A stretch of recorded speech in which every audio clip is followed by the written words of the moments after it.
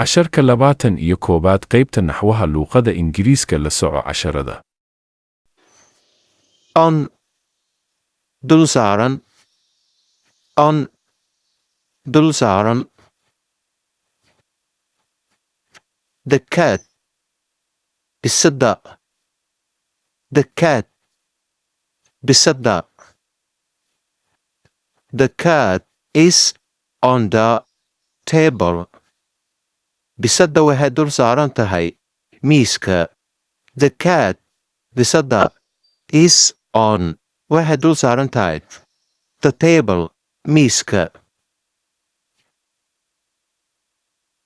Under hoos kuwaas jira. Under hoos ama kuwaas jira ayaa loo isticmaalaa under. The cat bisada. The cat bisada. The cat bisada is on the table. Waxay ku hoos jirtaa miiska. The cat is under the table. Bisada waxay ku hoos jirtaa miiska. Over kor. Over kor. Over waxaa loo isticmaalaa wax kor hawada sare aan la taaban karin. Ama waxaa loo isticmaalaa wax kor ku dhow laakiin aan la taaban karin. Over sideedaba waxaa loo isticmaalaa waxaa la taaban karin kor ah. The birds are flying over the trees. Shimbiraha waxay kor duulayaan geedaha. The birds are flying over the trees. Shimbiraha waxay kor duulayaan geedaha.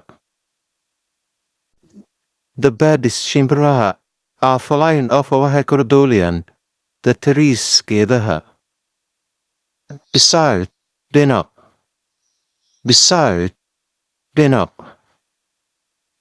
The cat is beside the table. Bisada dhinacay ka joogtaa miiska. The cat is beside the table. Bisada dhinacay ka joogtaa miiska. The cat is beside the table. Bisada dhinacay ka joogtaa miiska. The cat is beside the table. Bisada dhinacay ka joogtaa miiska. In gudaha. In gudaha. The book is in the bookcase. Buugga wuxuu ku jiraa kartoonka. The book buugga. The book buugga. The book is in the bookcase. Buugga wuxuu ku jiraa kartoonka. The book is in the bookcase. Buugga wuxuu ku jiraa kartoonka.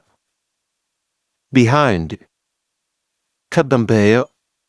Behind ka dambeeyo ama ka gadaalo. The boy is behind the car. Wiilka wuxuu taagan yahay gaariga gadaashiis. The boy wiilka. The boy wiilka. The boy is behind the car.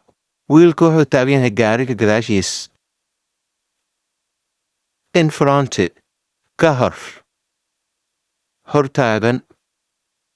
In front ka hor. Hortaagan. Ereygan waxaa loo adeegsadaa wax hortaada istaagsan ama qofka hortiisa wax istaagsan ayaa loo adeegsadaa. The boy is in front of the car. Wiilka wuxuu hortaagan yahay gaariga hortiisa. The boy wiilka. The boy wiilka. The boy is in front of the car. Wiilka wuxuu hortaagan yahay gaariga hortiisa.